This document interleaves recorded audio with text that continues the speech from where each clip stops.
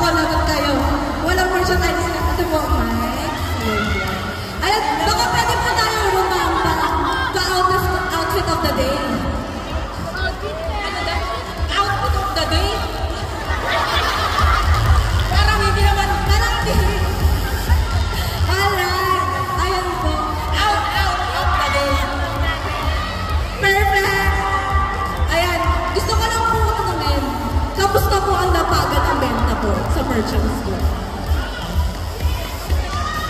Feeling ko, ubos lapat ang imo na mga nandito. Tama! May mga nabudol na ba? Madami na mga nabudol. Perfect. Diba? Kami pa lang yan. Wala pa yung tatlong bahay. Wala pa. Si Grace and Aldrin. Oo, wala pa yung ano nila. Yes. Wala pa yung kanila mga Representative ng Lastel. Ito kaya ka ito.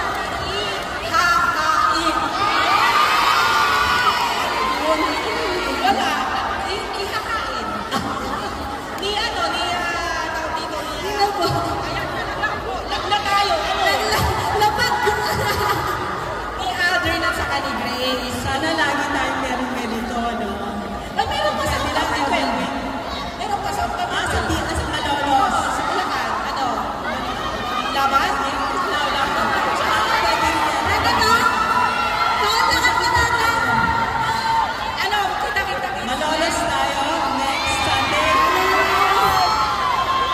Sugon 18. Sugon tayo sa Malolos.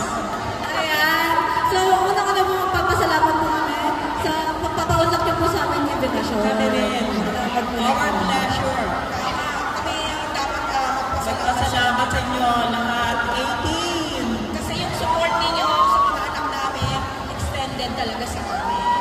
Thank you so much. Maraming salamat. Congratulations, SB United Philippines. Yes po.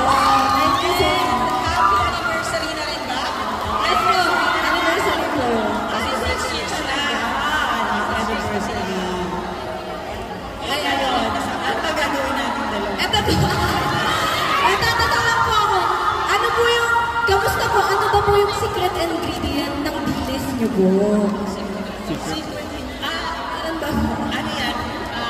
Pinalikan ni Justin. Ayan!